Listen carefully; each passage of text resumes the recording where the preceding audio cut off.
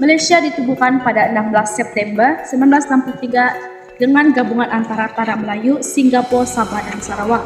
Pembentukan sebuah negara yang berdaulat ini bukanlah sesuatu yang mudah karena berbagai halangan seperti penentangan daripada penduduk tempatan dan juga pihak luar perlu diatasi terlebih dahulu selain hak-hak yang dituntut oleh setiap kaum dan masyarakat yang terdapat dalam persekutuan Malaysia ini perlu dititik beratkan.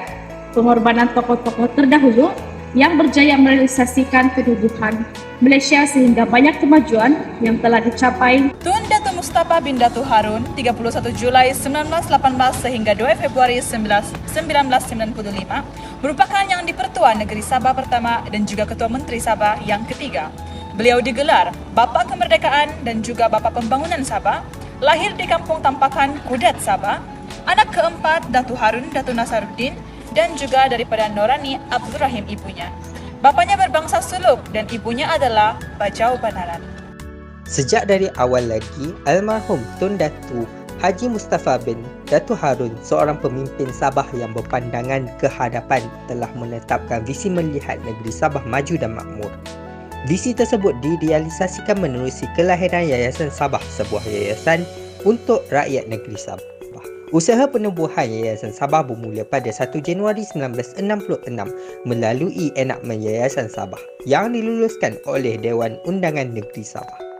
Penubuhan ini adalah sebagai hasil usaha untuk menggalakkan pembangunan sosial, ekonomi dan pendidikan di Sabah. Pada 29 September 1966, penubuhan rasmi enakmen Yayasan Sabah diluluskan dan Yayasan Sabah secara rasmi ditubuhkan sebagai badan amal untuk memajukan pembangunan di negeri Sabah.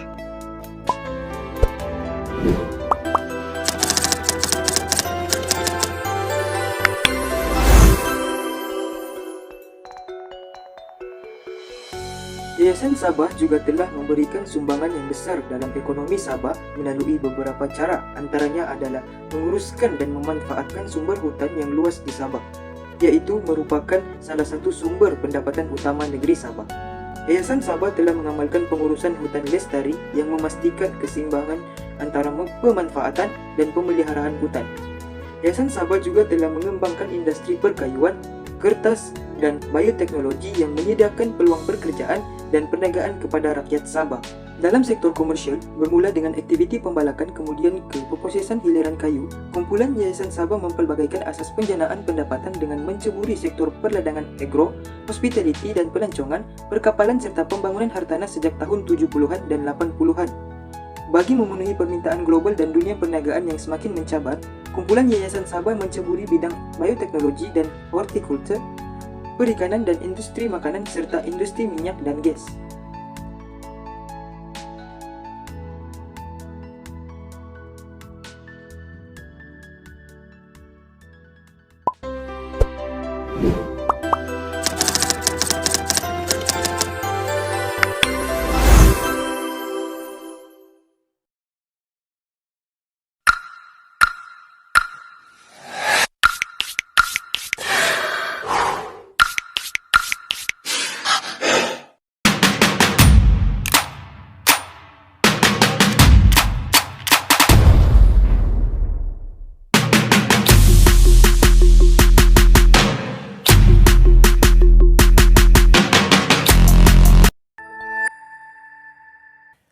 Yayasan Sabah melancarkan Tabung Pendidikan Negeri Sabah yang merupakan antara inisiatif bagi membangunkan agenda pendidikan di negeri di bawah bayu itu. Ketua Menteri Datuk Seri Haji G. Noor berkata, inisiatif yang bertema peluang tajaan untuk semua itu bermula tahun ini dan memberi sinar baru kepada rakyat Sabah untuk melanjutkan pelajaran ke Menara Gading.